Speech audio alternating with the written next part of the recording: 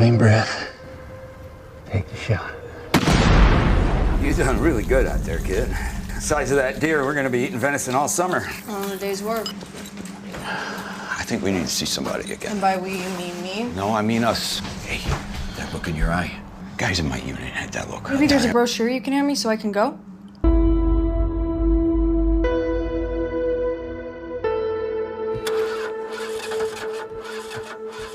Is that Chris Jellick over there? Is he doing something completely weird? Senior prank day. But we'll see all kinds of dumb stuff today. Swim captain will have Thai food delivered to class, and Becky Vaughn will set up her homemade slip and slide. This is high school. Nothing that happens here matters in the real world.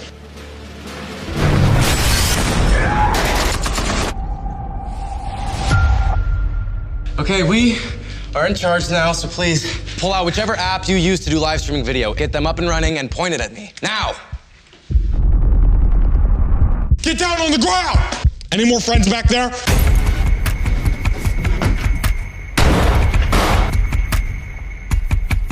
I'm calling 911. Get back to your homeroom and stay put until the...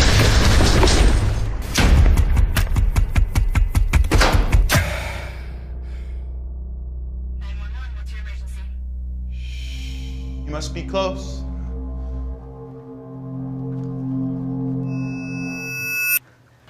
You should be ashamed. Very disturbing news out of Vernon Central High School. Zoe.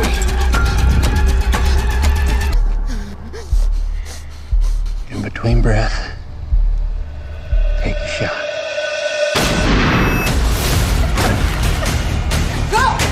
Is it safe to say that this might be our guardian angel? Do you want more people to die? That's the last thing I want. I'm gonna kill one person in this room every 5 minutes. You don't show your face.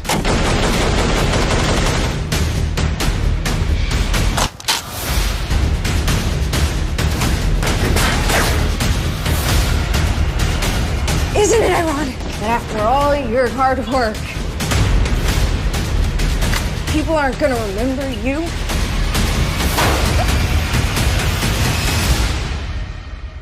No? They're gonna remember me.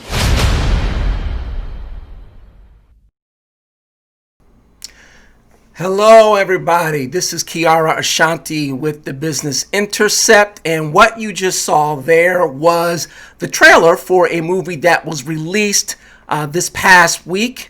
It's being distributed by the Daily Wire. If you've heard of the Daily Wire, that is co-owned by the conservative columnist and pundit Ben Shapiro. They, produced the largest conservative podcast in the country, and now they're kind of venturing into the entertainment space, and that's their first offering as the distributors of a movie that had been written and directed and I believe completed about a year or two ago.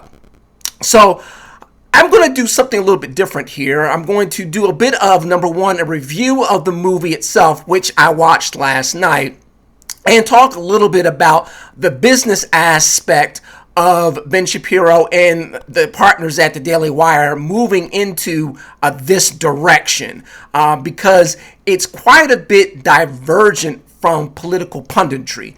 But Ben's been talking in the last couple of weeks about the need for conservatives to concentrate on the culture, because he believes that culture is where conservatives have pretty much seeded the ground, and that culture, or rather politics, is downstream, as he puts it, from culture, meaning what happens in the culture first ends up being reflected on the political side later on. And so because of that, he believes that conservatives have to move beyond just voting, move beyond just political policy, and move beyond just being political pundits, and move into other areas where they can affect or be involved, at least, in the discussion on the cultural side. And that's all well and good. The question is, how's this movie? So I've written some notes here. I'm going to, you might see me glance over to refer to them now and then, because I don't want to miss anything. So the first time I saw the trailer, I had three thoughts. And the first thought being the opening scene of the trailer with main character Zoe Hall, which is played by an actress named Isabel May, showing that she likes to hunt and showing that she has some anger issues as well. And I immediately thought, honestly, about my own series that I've written and is available on Amazon, in which my main character, Madison Jennings, is a girl in high school that likes hunting, likes the outdoors, and has, shall we say, some anger issues as well. So I immediately saw parallels just within the first half of the trailer in terms of the character to, again, my YA thriller, as you see on here, Counter-Strike, Guardian, and Takedown. The second thing that I thought about, and I was shocked at seeing the Daily Wire Critics. So let me explain this. I listen to Ben's podcast now and then. Let me just make this a little bit bigger so you can get a better idea of who's involved. And I'd heard him talking about that the Daily Wire was going to be moving into the entertainment space. He didn't give any details. He didn't say in what matter he was going to do it. So you were left to wonder whether it was going to be novels, television shows, or indeed films. So when I saw this trailer, I didn't know at the time that this was a trailer for his movie. I just saw the picture on the screen. I saw the main actress and the main actor who plays her father. And I was like, oh, this looks interesting. Let me see what this is. And so when I saw the Daily Wire, as on the credits there, I was, very well shocked. I was like, oh, this is what he was talking about it. And I heard him say something about it, but I expected that this would be something down the line, not something that would be hitting the public space 2 weeks after he first mentioned it on his podcast. So that was interesting.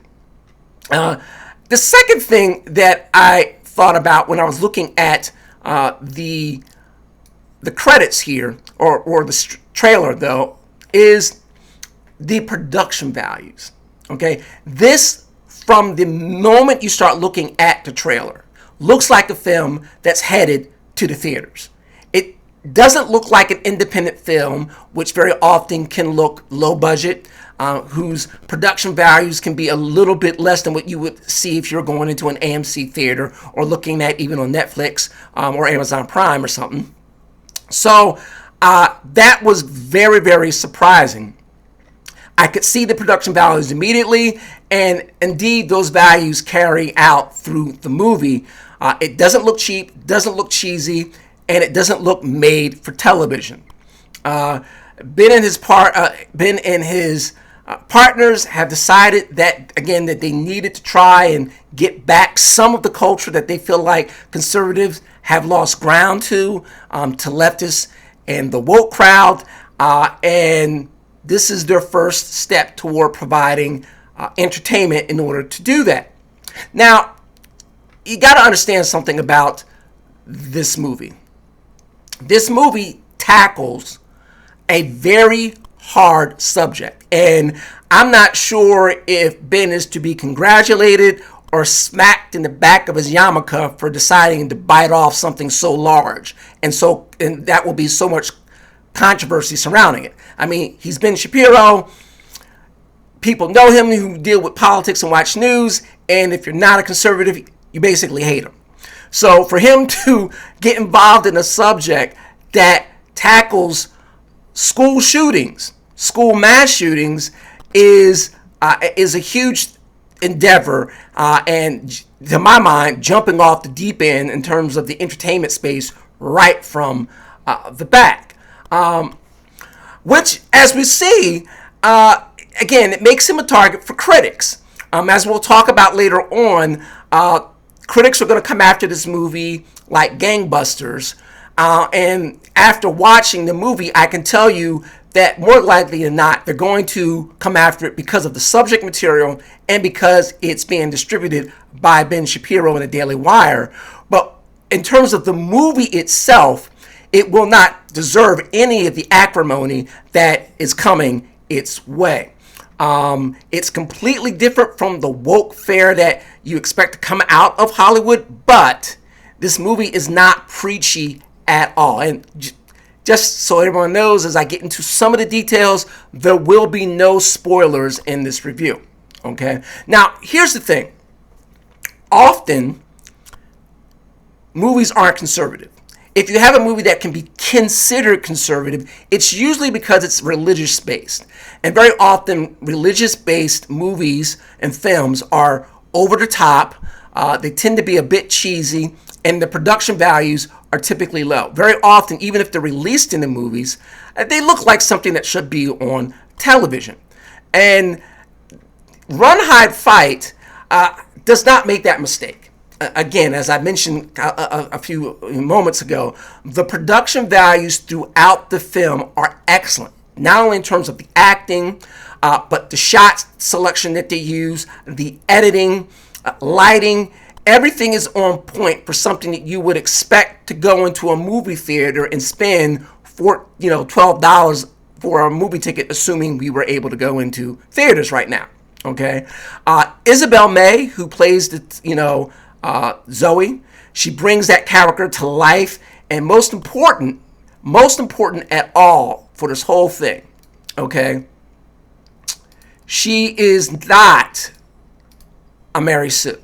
Okay, now this is a key distinction I want to make here, because the mistake that many in Hollywood make when it comes to trying to push female actresses and female characters up front in movies, particularly if they're action-based, is they turn these characters into either Mary Sues, in which they're perfect and can do no wrong, hence why I have Rey from Star Wars up on the screen, or they're essentially male characters in terms of how they act within the storyline, except they've made them females. Okay, the writer and director of the film, Kyle Rankin, obeys the first rule of writing, which is show, don't tell. And let me give you a quick example. If you saw the Hobbs and Shaw movie last summer with The Rock and Jason Statham, there's a scene in that movie in which they're on a plane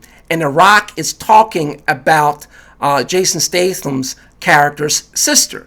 And he's talking about how she's so dynamic and so able to take care of herself and so strong. And movies in Hollywood do that very often. They get other characters to talk about the female character and how great they are.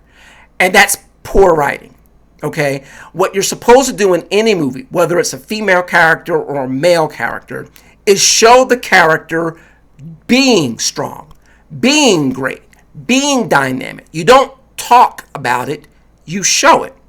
And Zoe in this film shows her strength, but we don't get other characters in the high school talking about her as her being daring or strong or anything else. We see what she does.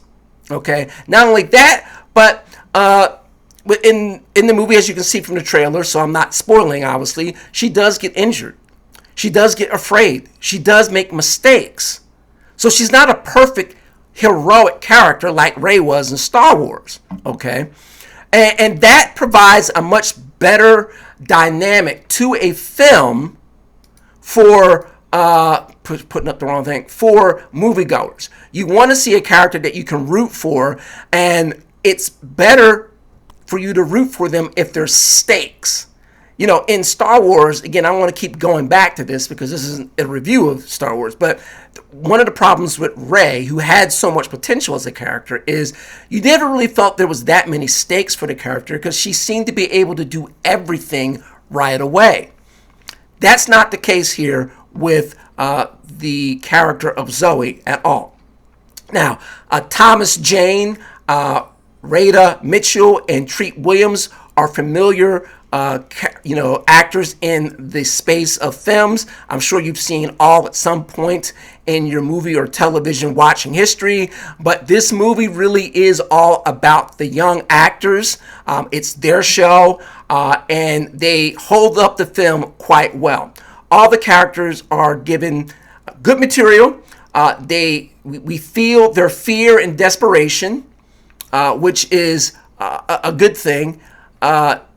One character in particular, just move him over here, Cyrus Arnold, he plays a character named Kip. He has a great scene midway through the film that kind of really defines a lot of the background as to why these situations happen in real life so often. And again, just very, very good acting. Now, as it pertains to the action, this is more of an action thriller type movie. And so the question becomes, as a moviegoer, is the action believable?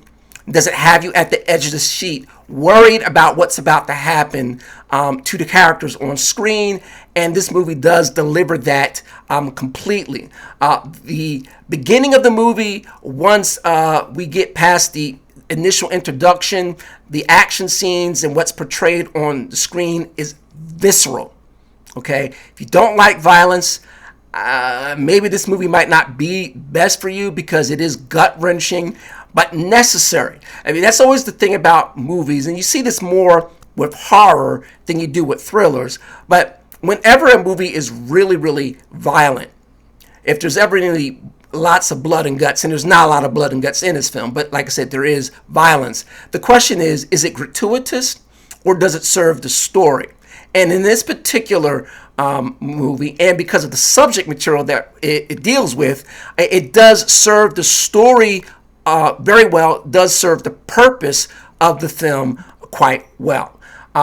Again, the other thing that the movie does, and no spoilers, but it does show some of the issues surrounding the protocols that schools are supposed to follow when there is a mass shooting at the school and they go into lockdown. Now, the movie's not 10 out of 10, obviously. I personally did have one quibble about a story device that I believe was used too often in a movie. When it first shows up, it's interesting and it's good. It's a good turn of phrase, so to speak, for characterization states in the movie, but they rely on it, in my opinion, way too much throughout the movie. Now, I can't really describe it without giving away spoilers for the film, but if you go ahead and watch this movie, you will know exactly what it is that I'm talking about. And should you see this movie? And I would say yes, you should. If you're a fan of Ben Shapiro, if you're a fan of The Daily Wire, if you're a fan, more importantly, of movies that tackle hard material and don't preach to you, or if you're a fan of edge-of-your-seat thrillers, Run, Hide, Fight is a good choice of entertainment for you for the evening or to watch over the weekend. There's no doubt about that. Now, as I mentioned earlier, because of the subject material and because of who's distributing it, critics are going to come after this movie pretty hard. You can see on Rotten Tomatoes right now it's at 14% from the critics. That's with about 7 reviews, but 98% from the audience, and that was based on right about 1,100 reviews from viewers. Again, predictable, given the subject material, which they never really want to see on screen unless it's through the lens of preaching how bad guns are. They were never going to like this movie as far as the critics are concerned. And again, this movie is not preachy.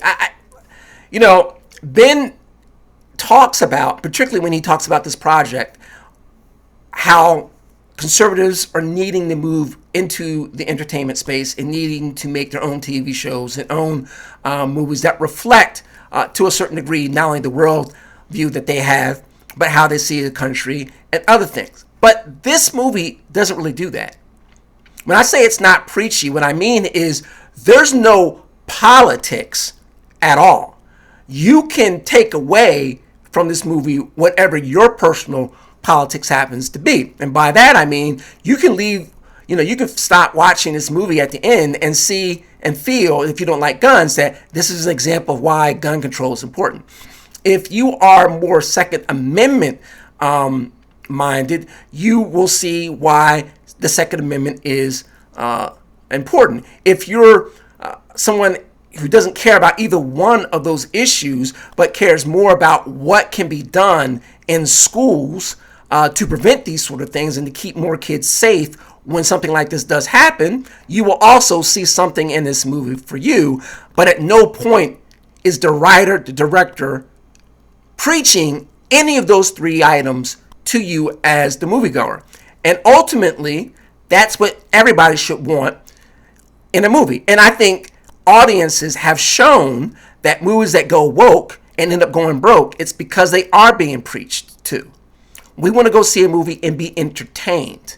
We don't want to go to a movie and see a particular viewpoint, conservative, liberal, whatever the case may be, bounced off the top of our heads while we're trying to get some entertainment. Okay? So that's the movie.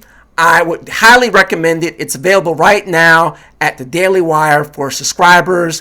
You can get a monthly subscription to the Daily Wire for like $12 a month. So even if you just signed up just to see this film, it would be like one ticket if you were going to the movie theater. So the question becomes, apart from the movie, is this a good business move for Ben Shapiro and his partners?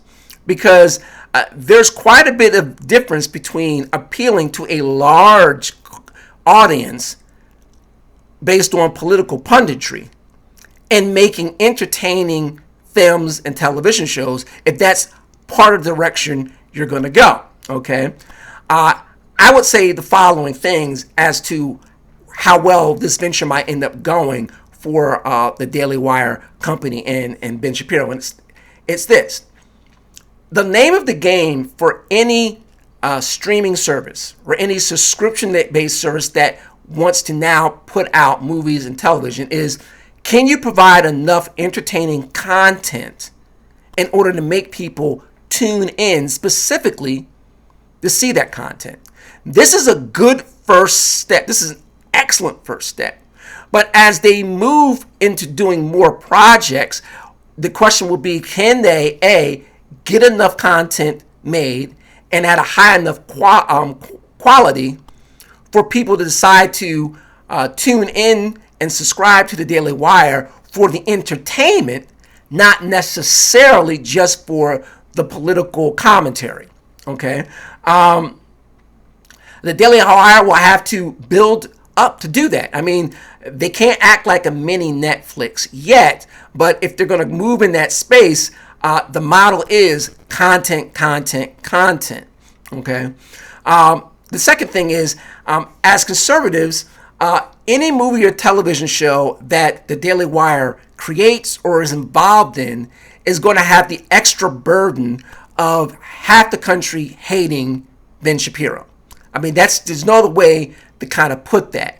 Particularly in the entertainment space, because you're talking about film commentators who are all lefty. And so they're not going to like anything that's put out. They're going to prejudge it primarily because of who's putting it out. And whether that's fair or not, it is an extra burden, okay? And so they'll have to overcome that in order to get people who don't care about the politics, who just want to see a good movie, to not assume that the Daily Wire is doing the opposite of wokeness in the other direction. Because just like people who don't want to see woke movies, they don't want to see right-wing, super Democrats are bad, liberals are stupid movies either. They just want to see good movies. And so if they go out and get those projects, that's good, but you're still going to have to break through the preconceptions about them and the negative press that they're going to get as a result of them being a conservative-based company. At the end of the day, I think if they consistently have good content, if their next 2, 3, 4 films or TV shows or whatever it is that they have ideas to start trying to do, if they're really well acted, have really good production values, and are entertaining, I think he'll be able to break through that particular barrier. Okay, and third, I think is key is will they be able to get enough projects? Okay, so right now, when you subscribe to the Daily Wire, you've got the Ben Shapiro show, and you've got about 4 other shows, I believe. Okay, he's got some other content that's coming online. He's got some content from PragerU. He's got some projects with Candace Owens that he's going to be doing. But all of that is what? Political and social commentary based. That's fine for what he's been doing up to this point. Moving into the entertainment space, can they get enough projects? Okay, one of the things that some of these other, whether it was Peacock, HBO Go, they need content that people haven't seen to make them worth getting the subscription. It's going to take them a little time to do that because doing these things well doesn't have to mean spending a lot of money, but it does mean spending money.